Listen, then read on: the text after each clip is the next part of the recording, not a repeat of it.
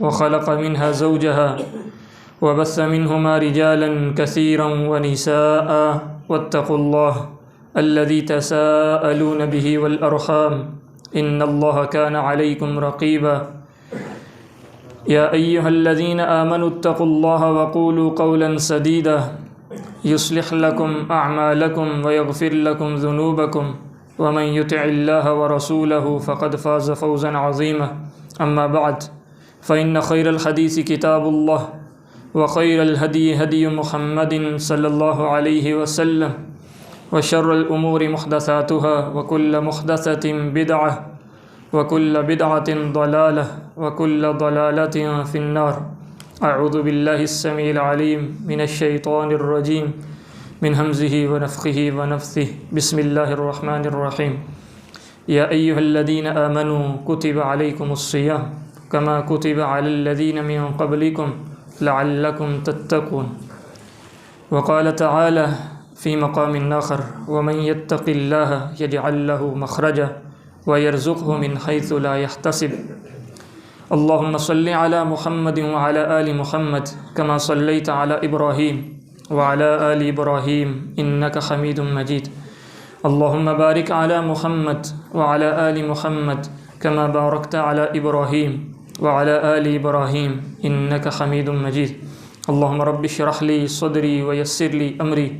واحلل عقدة من لساني يفقه قولي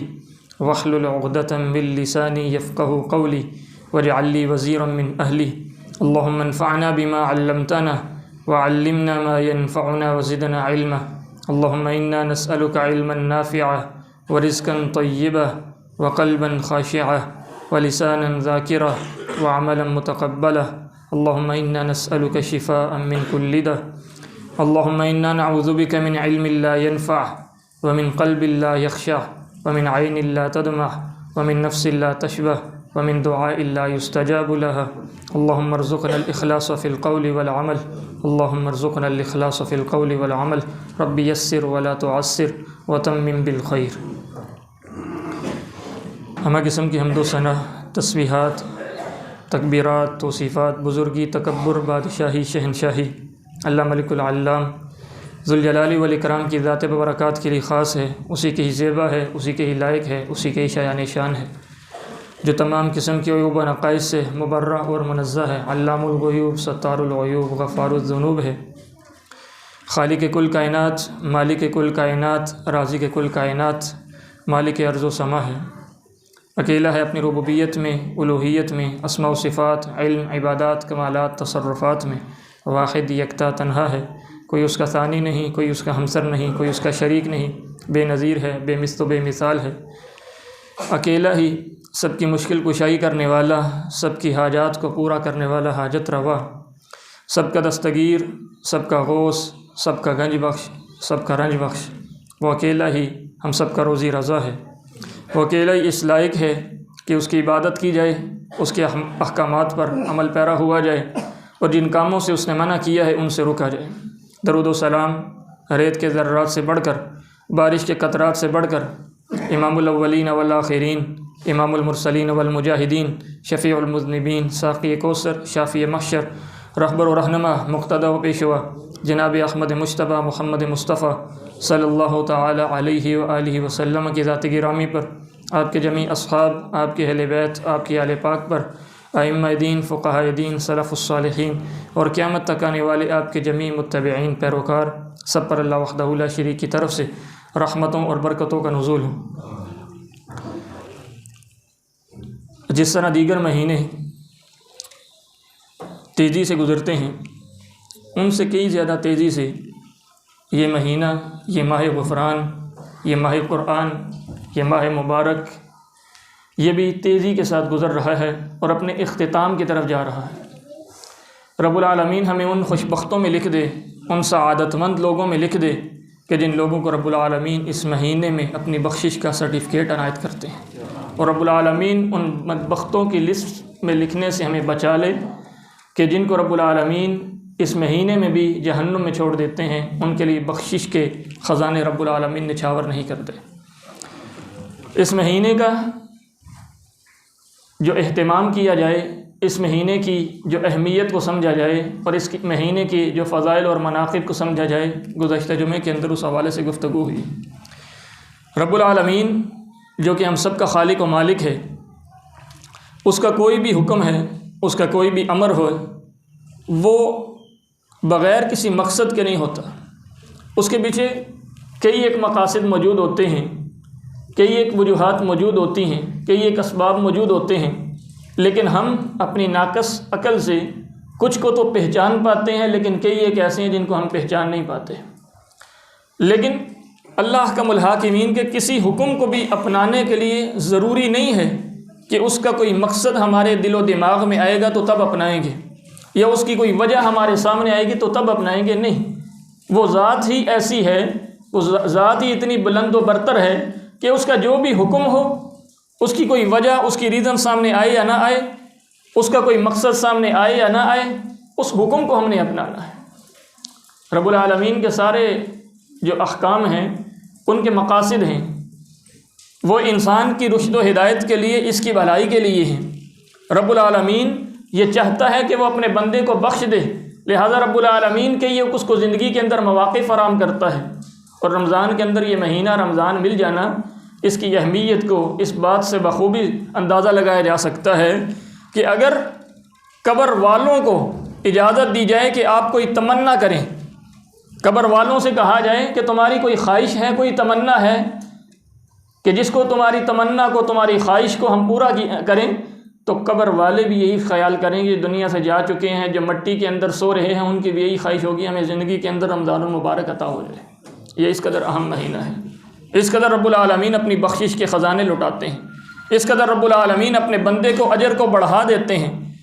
آپ دیکھیں، 1 روپے کا 700 ملتا ہے، ایک نیکی کی جاتی ہے، اس کے بدلے رب العالمین 700 گنا تک اس کو بڑھا کر اپنے بندے کو اجر عنایت کرتے ہیں۔ تو کیا یہ کم اہمیت ہے اس کی؟ رب العالمین نے اس مہینے کے اندر جو ایک حکم اہل ایمان کے اوپر صادر کیا، جو حکم اہل ایمان کو دیا، وہ روزے کا حکم ہے۔ بقیہ احکامات رب العالمین کے باقی 11 مہینوں کے اندر بھی موجود ہیں، لیکن اس مہینے کے اندر خاص حکم وہ روزہ رکھنے کا حکم ہے۔ تو رب العالمین نے توحید کا تقاضا انسان سے کیا، مقصد کیا تھا تاکہ انسان کے سب اعمال میرے ہاں مقبول ٹھہریں۔ توحید کا تقاضا انسان سے کیا تاکہ یہ انسان جب عمل بجا لائے تو اس کے عمل کو میں قبولیت کا شرف عطا کروں۔ اس کو توحید کا اس سے تقاضا کیا، بنیادی وجہ یہ تھی کہ کل اس توحید کی وجہ سے میں اپنے بندے کو بخش دوں۔ جب مشرکوں کو جہنم میں ڈالا جا رہا ہوگا تو یہ توحید پرست، نبی کریم صلی اللہ علیہ وسلم فرماتے ہیں، اللہ احکم الحاکمین نے یہ بات بیان فرمائی کہ قیامت کے دن میں اپنے ہر امتی کی سفارش کروں گا، ہر گناہ گار کی سفارش کروں گا، وہ شخص جس نے دل کے صدق کے ساتھ، دل کی سچائی کے ساتھ لا الہ الا اللہ پڑھا ہوگا، میں جہنم کی آگ سے اسے نکال لوں گا۔ یہ توحید کی برکت ہے۔ تو رب العالمین نے اگر توحید کو اپنانے کا حکم دیا، توحید کو رب العالمین نے ہمارے اوپر لازم، فرض اور واجب کیا، تو اس کے پیچھے بھی وجہ یہ ہے کہ رب العالمین ہمیں جہنم سے بچا کر اپنی جنت میں داخل کرنا چاہتے ہیں۔ اس نے نماز کا حکم دیا، بے سود نہیں ہے، وہ بغیر کسی فائدے کے نہیں ہے، اس کے بھی کئی ایک فوائد ہیں۔ اس نے ہمیں زکوٰۃ کا حکم دیا، زکوٰۃ کے کئی فائدے ہیں۔ اس نے حج کا حکم دیا، حج کے کئی فائدے ہیں۔ اور اسی طرح اس نے رمضان کے اس روزے کا اگر حکم دیا ہے، اس کی فرضیت کو ہمارے اوپر لازم کیا ہے، تو اس کے پیچھے بھی کئی ایک فوائد اور مقاصد موجود ہیں۔ کچھ ہم جان سکتے ہیں اور کچھ کئی ایک ایسے ہیں جن کو ہم جان نہیں سکتے۔ لیکن یہ رمضان کا روزہ اہل ایمان پر فرض ہے۔ یا ایھا الذین آمنوا کتب علیکم الصیام کما کتب علی الذین من قبلکم لعلکم تتقون۔ ایمان والو، تم پر اس روزے کو فرض کیا گیا جس طرح تم سے پہلے لوگوں پر فرض کیے گئے۔ ریزن کیا ہے؟ مقصد کیا ہے؟ وجہ کیا ہے اس کی فرضیت کی؟ تمہارا رب تمہیں بھوکا دیکھنا چاہتا ہے، وہ تو اپنے بندے کی مشقت کو نہیں دیکھ سکتا، اپنے بندے کے مشکل کو نہیں دیکھ سکتا۔ وہ صحابی کو دیکھیے ذرا کہ جو دن بھر تھکے ہارے آئے، دن بھر تھکے ہارے آئے، پھر اس کے بعد گھر میں کچھ نہیں تھا، بیگم پڑوسی کے ہاں گئی کچھ لانے کے لیے، اتنے میں سو گئے تو روزے کی سحری اور افطاری ایک ہی وقت میں تھی، جس وجہ سے اب اگلے دن جب اللہ کے رسول کے حضور پیش ہوئے تو ان کے چہرے کی جو پلاہٹ تھی، ان کے چہرے کا جو تاثر تھا، جو رنگت تھی، اللہ کے رسول صلی اللہ علیہ وسلم نے بھانپ لی، اور اللہ احکم الحاکمین کو بھی اپنے بندے کی مشقت کا خیال آیا تو رب العالمین نے روزے کے اندر تخفیف کر دی، روزے کے اندر تخفیف کر دی اور کہہ دیا کہ تم افطاری سے لے کر سحری تک تم آزاد ہو، اس کے درمیان میں تم کھانا پینا کر سکتے ہو، جہاں تم مغرب کی اذان پر افطار کرتے ہو وہیں سحر کی اذان سے پہلے تمہارے پاس کھانے کے لیے گنجائش موجود ہے۔ رب العالمین اپنے بندے کو مشقت میں نہیں دیکھنا چاہتے، ایسا نہیں ہے کہ وہ بندوں پر مشکل ڈالنا چاہتا ہے، ایسا نہیں ہے کہ وہ بندوں کو پریشان کرنا چاہتے ہیں۔ رب العالمین کا جو دین ہے وہ بھی آسانی والا ہے، ان الدین یسر، دین جو ہے یہ آسان ہے، اور رب العالمین بھی اس کو آسان کر کے ہمیں آگے پیش کرنے کا درس دیتے ہیں۔ تو کیا روزہ مشقت کا نام ہے؟ نہیں، روزہ بھی رب العالمین نے آسانی کے ساتھ فرض کیا ہے، لیکن رب العالمین کیا صرف ہمیں پیاسا دیکھنا چاہتے ہیں، ہمیں بھوکا دیکھنا چاہتے ہیں، دن بھر یہ دیکھنا چاہتے ہیں کہ ان کے جسم کی اب انرجی کم ہو رہی ہے، ان کے اندر طاقت کم ہو رہی ہے؟ ایسا نہیں ہے، بلکہ اس کے پیچھے کئی ایک فوائد ہیں، کئی ایک مقاصد ہیں جن کے اوپر اہل علم نے لکھا ہے، ان کی قلم چلے ہیں کہ ان فوائد کو جمع کیا جائے، لیکن کئی فوائد ہیں، ان میں سے چند ایک فائدے آج سن لیجیے۔ سب سے پہلا فائدہ روزہ رکھنے والے کے لیے، جو شخص روزہ دار ہے، رب العالمین کا حکم بجا لاتا ہے، روزہ رکھتا ہے، سب سے پہلا فائدہ اور سب سے پہلا مقصد اس روزے کا رب العالمین جو ہم سے چاہتے ہیں، اس روزے کو رکھنے کا مقصد یہ ہے کہ ہم رب العالمین کے حکم کی بجا آوری والے بن جائیں، ہم اپنی زندگی کے اندر اللہ کے حکم کو تسلیم کرنے والے بن جائیں، اللہ کے ہر حکم کے سامنے اپنے سر کو جھکانے والے بن جائیں۔ جس طرح رمضان کا روزہ آتا ہے، اللہ احکم الحاکمین کہتے ہیں بھوکا رہنا ہے، ہم سر جھکا لیتے ہیں، رب کہتے ہیں پیاسا رہنا ہے، ہم سر جھکا لیتے ہیں، رب العالمین کہتے ہیں تمہارے پاس سحر سے لے کر افطار تک درمیان میں ان چیزوں سے تم نے پرہیز کرنی ہے، ہم سر جھکا لیتے ہیں۔ رب العالمین اسی طرح چاہتے ہیں کہ ہم اللہ کے ہر فرمان کے سامنے، اس کے ہر حکم کے سامنے، اس کے ہر امر کے سامنے اپنے سر کو جھکا لیں، لہٰذا اس کے تمام احکامات کو ہم اس کے تمام احکامات کی بجا آوری والے بن جائیں، ہر حکم کو بجا لائیں، بغیر کسی قیل و قال کے، بغیر کسی حجت کے تلاش کیے، بغیر کسی قسم کا شکوہ کیے رب العالمین کے اس حکم کو ہم بجا لیں۔ روزے کا سب سے پہلا مقصد اللہ کے احکامات کی بجا آوری ہے۔ شیطان کو رب العالمین نے اگر جنت سے نکالا، اس کو ملعون اور مردود ٹھہرایا، تو مقصد وجہ یہ نہیں بنی کہ اس نے آدم کو سجدہ نہیں کیا، وجہ اس کی کبر نہیں بنی، بلکہ بنیادی وجہ اس کی یہ بنی کہ حکم اللہ کا تھا۔ آدم تم سے کم تر تھا، آدم خاک سے پیدا ہوا، آدم کو اللہ نے مٹی سے تخلیق کیا، تم آگ سے تخلیق ہوئے، مان لیا تم اولا ہو، تم اعلیٰ ہو، وہ ادنا ہے، لیکن جب اللہ نے کہہ دیا تو اب اعلیٰ اور ادنا کا فرق کوئی نہیں ہے، اللہ کے حکم کے سامنے تم نے سر تسلیم کرنا تھا، لیکن اس نے سر نہ جھکایا تو رب العالمین نے کہا کہ اب نکل جاؤ مردود اور لعین ہو تم، اور تمہیں قیامت کے دن تک رب العالمین مہلت دیتا ہے، اور اس کے بعد پھر رب کی ابدی جہنم کے اندر تمہیں ڈالا جائے۔ اصل معاملہ اللہ کے حکم کی بجا آوری کا تھا، تو رب العالمین ہم سے بھی اپنے احکامات کی بجا آوری چاہتے ہیں کہ ہم رب العالمین کے ہر حکم کو بجا لانے والے بن جائیں، رب العالمین کے ہر حکم کو اس کو اپنی زندگی کے اندر لانے والے ہوں، اس پر عمل پیرا ہونے والے ہوں۔ روزے کے مقاصد میں سے ایک مقصد رب العالمین کا شکر کرنا ہے، اس کی زندگی کے اندر انسان کے اوپر جو نعمتیں ہیں ان گنت لا تعداد اور بے شمار ہیں، انسان شمار کرنا چاہے وَإِن تَعُدُّوا نِعْمَتَ اللَّهِ لَا تُحْصُوهَا، شمار نہیں کر سکتا، لیکن ان نعمتوں میں سے بھی کچھ نعمتیں خاص ہیں۔ کھانے پینے کی نعمت یہ انسان کے لیے زندگی ہے، وَجَعَلْنَا مِنَ الْمَاءِ كُلَّ شَيْءٍ حَيٍّ، ہر چیز کی حیات پانی سے ہے، اگر پانی نہ ملے تو وہ مرجھا جاتی ہے، وہ ختم ہو جاتی ہے، انسان کی حیات بھی پانی کے ساتھ ممکن ہے۔ اگر اس کو پانی میسر نہیں آتا، اگر یہ اپنے آپ کو پیاسا رکھتا ہے تو اس کی ایک لمٹ ہے، اس کی ایک حد ہے، اس کے بعد یہ اس پیاس کا سامنا نہیں کر سکتا،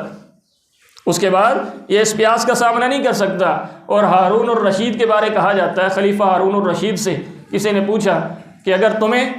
سخت پیاس لگی ہو، شدت کی پیاس لگی ہو اور تمہیں پانی نہ ملے، پھر تمہیں پانی کی پیشکش کی جائے ایک جگہ سے، اور تمہیں ساتھ یہ بھی کہا جائے کہ تمہیں اتنی لمٹ میں پانی ملے گا، اتنے گھونٹ تمہیں پانی دیا جائے گا، کیا تم اس کے بدلے مجھے اپنی آدھی سلطنت دو گے؟ تو کیا یہ پیشکش اس وقت قبول کر لو گے؟ تو اس نے کہا میں قبول کر لوں گا۔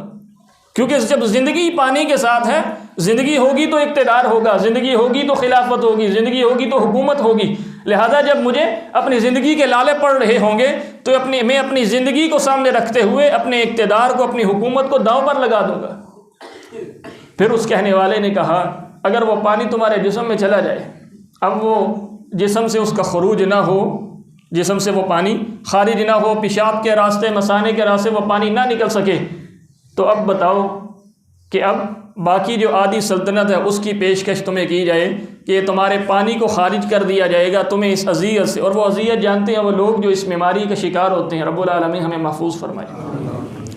اس بیماری کا جو شکار ہوتے ہیں وہ جانتے ہیں اس اذیت کو، تو اس سے کہا گیا کہ اگر تمہیں اس سے بھی نجات دے دی جائے لیکن تمہارے ساتھ یہ معاہدہ کیا جائے جو آدھی سلطنت باقی ہے تم نے وہ بھی دے دینی ہے، کیا پیشکش قبول کرو گے؟ اس نے کہا قبول کروں گا، زندگی ہے تو سب کچھ ہے۔ تو ایک پانی کے بدلے یہ انسان اپنا سارا اقتدار، اپنی ساری حکومت اس کو داؤ پر لگا دیتا ہے۔ یہ پانی انسان کی زندگی ہے۔ تو رب العالمین کی اس نعمت کا احساس کب ہوتا ہے؟ جب انسان روزہ رکھتا ہے۔ روزہ رکھنے پر اسے احساس ہوتا ہے پانی کتنی بڑی نعمت ہے۔ روزہ رکھنے پر اسے احساس ہوتا ہے کہ رب العالمین نے جو مختلف قسم کے کھانے، مختلف قسم کے طعام، مختلف قسم کی سبزیاں اور پھل جو ہمارے لیے پیدا کیے ہیں یہ کس قدر اہم ہے زندگی میں۔ انسان کی بھوک کی بھی ایک لمٹ ہے، اس کے بعد یہ بھوکا بھی نہیں رہ سکتا۔ تو اس کو احساس تب ہوتا ہے جب یہ روزے کی حالت میں ہوتا ہے، اس کو بھوک اور پیاس کا احساس ہوتا ہے، اور رب العالمین کی پھر ان نعمتوں کا احساس ہوتا ہے جو رب العالمین نے اس کے اوپر کی ہیں، اور ان نعمتوں کے بدلے پھر یہ رب العالمین کا شکر بجا لانے والا بن جاتا ہے کہ الہ العالمین تیرا بارہا شکر ہے، تیرا میں بارہا شکر ادا کرتا ہوں، تو نے میری زندگی کے اندر مجھے یہ نعمتیں عطا کی۔ اگر یہ تیرا حکم روزے کی، کیونکہ جو ایک وقت محدود ہے، اس کے اندر بھی کئی حکمتیں ہیں۔ انسان صبح سے لے کر شام تک پیاسا رہ سکتا ہے، بھوکا رہ سکتا ہے، رب العالمین نے ایک لمٹ مقرر کی ہے، اور اس کے پیچھے بھی اگر میڈیکل سائنس کو پڑھا جائے تو وہ بھی کئی ایک وجوہات بیان کرتی ہے، کئی ایک باتیں وہاں پر بھی موجود ہیں کہ رب العالمین نے یہ سحر اور افطار کے درمیان ہی اس ٹائم کو بند کیوں کر دیا، یہ ٹائم زیادہ کیوں نہیں رکھا گیا۔ المختصر جو شخص روزہ رکھتا ہے وہ رب العالمین کا شکر گزار بندہ بن جاتا ہے۔ رب العالمین نے روزے کے مقصد یہ بیان کیا، یہ روزے کا مقصد ہے کہ ہم اللہ حکم الحاکمین کی نعمتوں کے شکر گزار بن جائیں، اس کی نعمتوں پر شکر ادا کرنے والے بن جائیں۔ روزہ انسان کا جو نفس ہے اس کی شہوت کو کم کرتا ہے، نفس کو مارتا ہے، نفس کو انسان کے زیر تسلط لاتا ہے، نفس کو انسان کے کنٹرول میں دیتا ہے، انسان اپنے نفس پر قابو پانے والا بن جاتا ہے۔ آقا علیہ الصلوۃ والسلام فرماتے ہیں نوجوانوں سے مخاطب ہو کر، یا معاشر الشباب، اے نوجوانوں کی جماعت، من استطاع منکم الباءۃ فلیتزوج، کہ جو تم میں سے شادی کی استطاعت رکھتا ہے شادی کر لے، جو نکاح کرنا چاہتا ہے اور استطاعت بھی ہے نکاح کی، پھر نکاح کر لے۔ فإنہ اغض للبصر، کیونکہ نکاح کرنا یہ تمہاری نظر کو، تمہاری نگاہ کو جھکا دیتا ہے۔ وأحسن للفرج، تمہیں عفت اور پاک دامنی والا بنا دیتا ہے، تم اپنے آپ کو پاک دامن بنا سکتے ہو نکاح کرنے کے بعد۔ اور تیسرے نمبر پر اللہ کے رسول صلی اللہ علیہ وسلم نے اسی حدیث کے اندر بیان فرمایا، وَمَن لَّمْ يَسْتَطِعْ، جو شخص نکاح کرنے کی استطاعت نہیں رکھتا، طاقت نہیں رکھتا، فَعَلَيْهِ بِالصَّوْمِ، پھر اس پر لازم ہے کہ وہ اپنے نفس کو روزے کا عادی بنا دے، اپنے نفس کو روزے کا عادی بنا دے۔ روزے کا عادی کیوں؟ فَإِنَّهُ لَهُ وِجَاءَ، کیونکہ روزہ اس کے نفس کی جو خواہشات ہیں ان کو مسل ڈالتا ہے، ان کو کچل ڈالتا ہے۔ انسان کے نفس کی جو خواہشات ہیں ان کو روزہ کمزور کر دیتا ہے۔ لہذا نوجوان سے رب العالمین کے محبوب مخاطب ہیں اور کہتے ہیں کہ اپنے نفس کو کنٹرول کے اندر رکھنے کے لیے، اپنے نفس کو اپنے قابو میں رکھنے کے لیے، اپنے آپ کو پاک دامن بنانے کے لیے، اپنی نظر کو جھکانے کے لیے، کیونکہ جب خواہشات نفس تمہارے کنٹرول میں ہوں گی تو پھر تمہاری نظر بھی جھکے گی، تم پاک دامن بھی بنو گے، لیکن وہ تبھی ہے جب تم روزے کا التزام رکھو گے، جب تم روزے کا اہتمام رکھو گے۔ روزہ انسان کی نفس کو کنٹرول کرنے کا سب سے مؤثر ذریعہ ہے۔ روزہ انسان کی نفس کو اس کے قابو کے اندر دے دیتا ہے، انسان کی نفس کی لگام اس کے اپنے کنٹرول میں، اس کے اپنے قابو میں ہوتی ہے۔ روزے کا مقصد یہ ہے کہ انسان اپنے نفس پر کنٹرول کرنے والا بن جائے۔ روزے کا مقصد مساکین کے ساتھ، غرباء، فقراء اور یتیموں بیواؤں کے ساتھ احساس ہمدردی ہے۔ انسان جب بھوکا ہوتا ہے، پیاسا ہوتا ہے تو پھر اسے اس چیز کا ادراک ہوتا ہے کہ بھوک کتنی سخت ہوتی ہے، پیاس کتنی سخت ہوتی ہے۔ جس شخص نے کبھی بھوک نہ دیکھی ہو وہ کبھی بھی فقر و فاقہ والے کا درد نہیں سمجھ سکتا۔ جس نے کبھی پیاس نہ دیکھی ہو وہ کبھی بھی تھر پارکر میں رہنے والے کسی انسان کی پیاس کو نہیں سمجھ سکتا۔ ڈیرہ غازی خان کے اندر جب سیلاب کے حالات بنے تھے اور اس دوران اللہ کی توفیق سے وہاں پر جانا ہوا تو ایک جگہ سے ہمیں پانی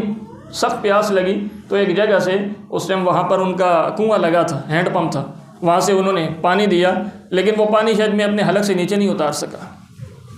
رب العالمین نے ہم پر بہت نعمتیں کی ہیں۔ انسان جب بھوکا اور پیاسا رہتا ہے تو پھر اسے ان نعمتوں کا ادراک ہوتا ہے۔ تو روزے کا مقصد کیا ہے؟ روزے کے مقاصد میں سے ایک مقصد یہ ہے کہ ہم یتیموں بیواؤں کے ساتھ، فقراء اور غرباء اور مساکین کے ساتھ ہمدردی رکھیں کہ میں آج صبح و سحر سے لے کر افطار تک یہ ایک مختصر دورانیہ ہے پیاس کا اور بھوک کا، اگر اس کو برداشت کرنا میرے لیے مشکل ہو چکا ہے تو وہ لوگ جو دو دن جن کے گھر کے اندر ہانڈی نہیں پکتی، وہ لوگ جو بھوکے سوتے ہیں، وہ بھی ہمارے معاشرے کا حصہ ہیں۔ ان کی طرف بھی پھر رب العالمین کی طرف سے اس کو توفیق میسر آتی ہے، ان کی طرف بھی یہ نظر ڈالتا ہے اور ان کے اوپر خرچ کرنے والا بن جاتا ہے۔ روزہ انسان کو مساکین پر، غرباء پر، یتیموں اور بیواؤں کے ساتھ ہمدردی کا، ان کا احساس رکھنے کا درس دیتا ہے۔ روزے کا مقصد یہ ہے۔ روزے کا مقصد اللہ کا الحاکمین سے اجر عظیم کا حصول ہے۔ رب العالمین کے محبوب نبی صلی اللہ علیہ وسلم فرماتے ہیں کہ اللہ کے الحاکمین فرماتے ہیں الصوم لی وانا اجزی بہ، کہ روزہ میرے لیے ہے تو اس کا اجر بھی میں دوں گا۔ تو روزے کا اجر کوئی معمولی نہیں ہے۔ اگر ایک تعداد متعارف کروا دی جاتی تو فرشتے لکھ دیتے۔ روزے کے اجر کے بارے جس طرح دیگر اعمال کے اجر موجود ہیں، اس طرح اگر اللہ کا الحاکمین اجر متعارف کروا دیتے تو فرشتے اپنی قلم کے ساتھ اس اجر کو لکھ لیتے ہیں۔ لیکن اللہ کا الحاکمین کے درمیان اور بندے کے درمیان یہ روزہ ایک خفیہ راز ہے، یہ ایک خفیہ چیز ہے، ایک پوشیدگی ہے، ایک راز ہے کہ یہ انسان جانتا ہے اور اس کا رب جانتا ہے کہ یہ روزہ ہے۔ دوسرا تیسرا بندہ اس کو جان نہیں سکتا۔ یہی وجہ ہے کہ روزہ آپ کو اخلاص سکھاتا ہے، روزہ آپ کی نیت کو درست کرتا ہے کہ آپ کو کوئی بھی نہیں دیکھ رہا، اللہ دیکھ رہا ہے۔ آپ کچھ بھی کام ایسا کرنے لگتے ہیں جو روزے کے منافی ہے، آپ کو کوئی نہیں دیکھ رہا ہوتا، آپ کو تصور آتا ہے کہ میرا رب مجھے دیکھ رہا ہے۔ روزہ آپ کی یہ تربیت کرتا ہے۔ تو روزہ اللہ کا الحاکمین سے اجر عظیم کا حصول ہے۔ پھر اللہ کا الحاکمین بھی کہتے ہیں کہ روزہ میرے لیے ہے، لہٰذا اس کی جزا فرشتوں تم مت لکھو، نہ ہی میں تمہیں بتاؤں گا اور نہ ہی اپنے بندوں کو بتاؤں گا، نہ ہی اپنے نبیوں کو بتاؤں گا۔ یہ روز محشر جب روزہ دار میرے سامنے آئے گا تو اس وقت میں روزے دار کو بتاؤں گا کہ روزے دار کے لیے میرا اجر کتنا عظیم ہے۔ اللہ تعالی ہمیں وہ اجر عطا کر دے۔ روزہ انسان کو صبر سکھاتا ہے۔ روزے کا مقصد یہ ہے کہ انسان صابر بن جائے، انسان صابر بن جائے صبح سے لے کر شام تک۔ اور یہاں پر اس بات کو سامنے رکھیے، اگر صبح سحری میں دبا کر اپنے نفس کو کھلا لیا جائے، صبح سحری میں ٹھیک ٹھاک کھانا کھایا جائے، اچھی اچھی ڈشز کا استعمال کیا جائے، کوئی پائے کھا رہا ہے، کوئی نہاری کھا رہا ہے، کوئی دوسرے تیسرے لوازمات، دوسرے تیسرے کھانوں کا استعمال کر رہا ہے، اعلیٰ کھانے ہیں اور پھر پیٹ بھر کر کھایا جا رہا ہے، اور بعض پھر اتنا کھاتے ہیں کہ نماز کے لیے بھی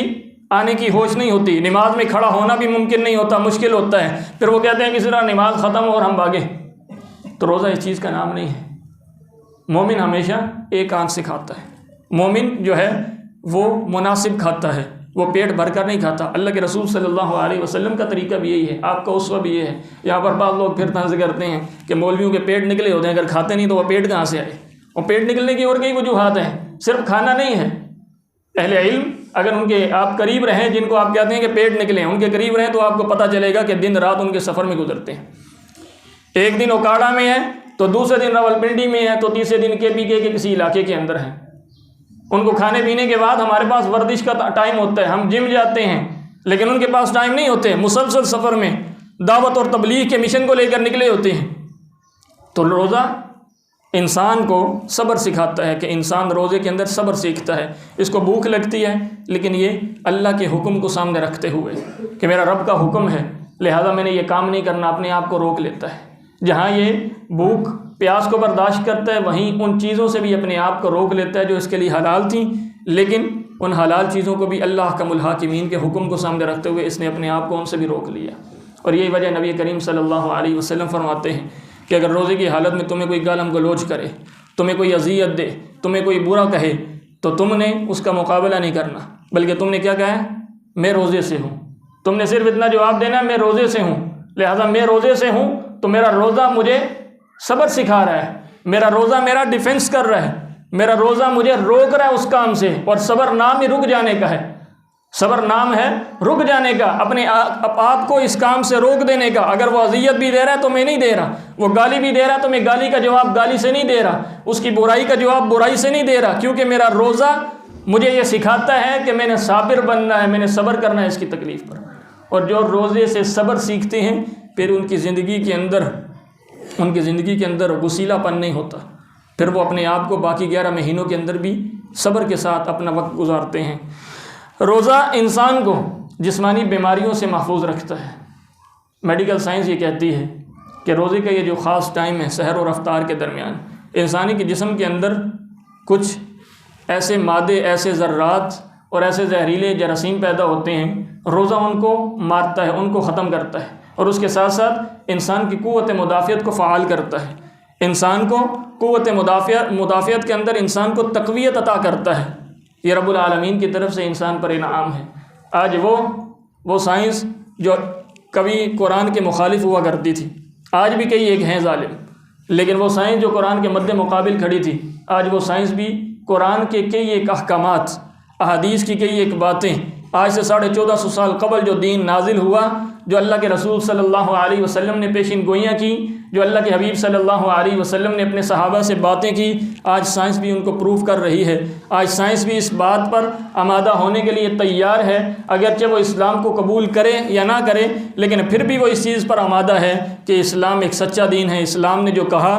پہلے کہا، ماضی میں کہا، بہت پہلے کہا، آج وہ رونما ہو رہا ہے۔ اللہ کے حبیب صلی اللہ علیہ وسلم کی زندگی کو پڑھ لیجئے۔ روزہ انسان کو شیطان کے خلاف لا کھڑا کرتا ہے،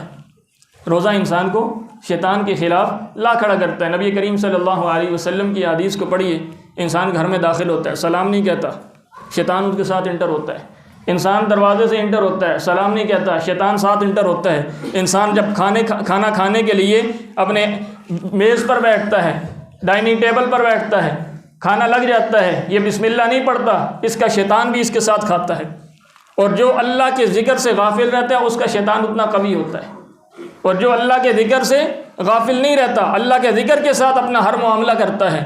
اللہ کے ذکر کے ساتھ اپنی زندگی کے ایک معاملات کو چلاتا ہے، پھر اس کا شیطان بھی کمزور ہو جاتا ہے، پھر اس کے شیطان کے اندر قوت نہیں ہوتی کہ وہ اسے ورغلا سکے، اسے اللہ کے دین سے ہٹا سکے، اس کی عبادات کے اندر خلل واقع کر سکے۔ یہ وہ شیطان ہے کہ جب انسان روزے سے ہوتا ہے تو یہ اس کے کھانے پینے سے، کیونکہ اللہ نے ایک روک دیا ہے کھانے پینے کے معاملات سے، لہذا وہ شیطان کو اس کے روزے کی وجہ سے تقویت نہیں مل پاتی۔ ہاں، یہ جب سحری کرتا ہے، سحری میں اللہ کا نام نہ لے تو وہ شیطان اس کے کھانے میں شامل، یہ افطار کرتا ہے، افطاری میں اللہ کا نام نہ لے تو شیطان اس کے کھانے میں شامل۔ لہذا روزے کا یہ مقصد ہے کہ انسان کے ساتھ جو رب العالمین نے اس کا قرین، اس کا شیطان لگایا، یہ شیطان انسان کا کمزور ہو جائے، یہ شیطان انسان سے قوت نہ پکڑے، اس سے تقویت نہ پکڑے، اس کے کھانے سے اپنے جسم کو مضبوط نہ کرے، اور اس کی عبادات کے اندر، اس کے معاملات کے اندر، اس کی زندگی کے اندر خلل واقع نہ کرے۔ اور روزے کے مقاصد میں سب سے عظیم مقصد جس کو رب العالمین نے اولاً ذکر کیا ہے وہ ہے لعلکم تتقون، کہ روزے کا مقصد یہ ہے کہ انسان اللہ سے ڈر جائے، اللہ کا تقوی اختیار کر لے۔ اور تقوی کہتے ہیں اللہ کا، تقوی کی کئی ایک تعریفات کی گئی ہیں، لیکن انسان اپنی زندگی گزارے گناہوں سے بچتے بچاتے، انسان اپنی زندگی گزارے اللہ کی نافرمانیوں سے بچتے بچاتے، اللہ کے امور کو، اللہ کے جتنے بھی احکام ہیں، اللہ کے جتنے بھی اوامر ہیں، اللہ سے ڈرتے ہوئے ان کو سر انجام دینا، اور اللہ احکم الحاکمین کے جتنی بھی وہ چیزیں جن سے رب العالمین نے منع کیا ہے، روکا ہے، ان سے اپنے آپ کو روک لینا، اس چیز کا نام روزہ، اس چیز کا نام تقویٰ ہے۔ اپنے آپ کو باز رکھنا، ان سے اپنے آپ کو روکے رکھنا۔ اور وہ صحابی رسول نے سیدنا عمر رضی اللہ تعالی عنہ کی وہ تعریف اس کو سنی کہ فرمایا کہ جب کوئی شخص اپنے کسی ایسے راستے سے گزر ہوتا ہے جو جھاڑیوں والا راستہ ہے، کانٹوں والا راستہ ہے، اس کے درمیان سے گزر ہوتا ہے، تو پھر انسان بڑے احتیاط سے وہاں سے گزرتا ہے، بڑی احتیاط سے بڑا سوچ بچار کر کے کہ یہاں سے میں نے کیسے گزرنا ہے، اگر یوں گزرا تو یہ کانٹے تکلیف دیں گے، یوں گزرا تو یہ میرے کپڑوں کو چیر ڈالیں گے، لہٰذا سوچ کے ساتھ، فکر کے ساتھ اور خیال کے ساتھ اور ڈرتے ڈرتے، جیسے وہ انسان اس کانٹے دار راستے کو پار کرتا ہے، اس جھاڑی دار راستے کو کراس کرتا ہے، اسی طرح ایک مومن نے، ایک مسلمان نے دنیا کے اندر بھی زندگی گزارنی ہے ڈرتے ڈرتے ڈرتے ڈرتے، کہیں میرے رب کی نافرمانی نہ ہو جائے، کسی کام میں میرے رب مجھ سے ناراض نہ ہو جائے، جیسے کہ نبی کریم صلی اللہ علیہ وسلم کی وہ حدیث کہ مومن گناہ کو ایسے ہی سمجھتا ہے کہ جیسے وہ کسی پہاڑ کے نیچے بیٹھے اور ابھی وہ پہاڑ اس کے اوپر گرے گا اور اس کو کچل کے رکھ دے گا، اور ایک فاسق و فاجر گناہ کو ایسے ہی سمجھتا ہے جیسے ناک پر مکھی بیٹھی اور اس نے اپنے انگلی ہاتھ کے اشارے سے اس مکھی کو اڑا دیا، یعنی یہ گناہ ایک فاسق و فاجر کے لیے اتنا معمولی ہے، لیکن ایک مومن کے لیے اتنا بڑا گناہ ہے کہ وہ اپنے آپ کو ایسے، اپنے آپ سے مخاطب ہو کر ایسے کہتا ہے کہ اے انسان، اگر تو نے یہ گناہ کیا تو گویا ایسے تو ہلاک ہو جائے گا، جس طرح یہ پتھر تیرے اوپر گرے تو ہلاک ہو جائے، اسی طرح اگر تو نے گناہ کیا تو ہلاکت کے اندر پڑ جائے گا۔ روزہ نام ہے تقویٰ کا، روزہ نام ہے اللہ کے ڈر کا، کہ انسان ہمہ وقت اللہ سے ڈرتا رہے۔ جیسا روزے کی حالت میں جب وہ پوشیدگی میں بھی، جب وہ علیحدگی میں بھی، سب سے الگ تھلگ ہو کر بھی وہ کوئی کام ایسا نہیں کرتا جو روزے کو توڑنے والا ہو، روزے کو فاسد کرنے والا ہو، اسی طرح اپنی زندگی کے اندر بھی، زندگی کے باقی ایام میں، باقی مہینوں میں بھی وہ اللہ سے ڈرنے والا بن جائے، اس کو اللہ سے ڈر لگنے لگ جائے زندگی کے ہر معاملے میں۔ یہ روزے کا سب سے بڑا مقصد ہے۔ اگر ہمیں یہ مقصد حاصل ہو جائے تو خدا کی قسم ہم کامیاب ہیں، ہم کامیاب ہیں۔ ہر عبادت کا حصول ہی تقویٰ ہے، ہر عبادت کا مقصد تقویٰ ہے، لیکن روزے کے لیے اللہ احکم الحاکمین نے خاص یہاں پر تقویٰ کو بیان کیا، روزے کے لیے اس لفظ کو خاص کیا۔ بقیہ عبادات کا اصول بھی تقویٰ ہی ہے، ہر عبادت کا مقصد تقویٰ ہے، نماز ہو، زکوٰۃ ہو، حج ہو، توحید ہو، دیگر امور ہوں، ہر ایک کا مقصد تقویٰ ہے، لیکن روزے کے ساتھ اللہ نے خاص کر دیا، کیونکہ روزے کے اندر انسان کی یہ تربیت ہوتی ہے۔ اگر یہی تربیت ہم باقی امور کے اندر بھی کر لیں، ہم جھوٹ بولنے لگے ہیں تو محسوس ہو اللہ دیکھ رہا ہو، ہم اگر کوئی اور غلط کام کرنے لگے ہیں تو ہمیں یہ تصور پیدا ہو جائے کہ اللہ دیکھ رہا ہے۔ اور وہ ایک استاد کا واقعہ، ایک محدث کا واقعہ حدیث کی کتب کے اندر موجود ہے، محدثین کے حالات کے اندر لکھا جاتا ہے، اپنے ایک شاگرد کے ساتھ بڑا ان کا شغف تھا اور اس کے ساتھ بڑا پیار، محبت اور انس تھا۔ دیگر شاگردوں نے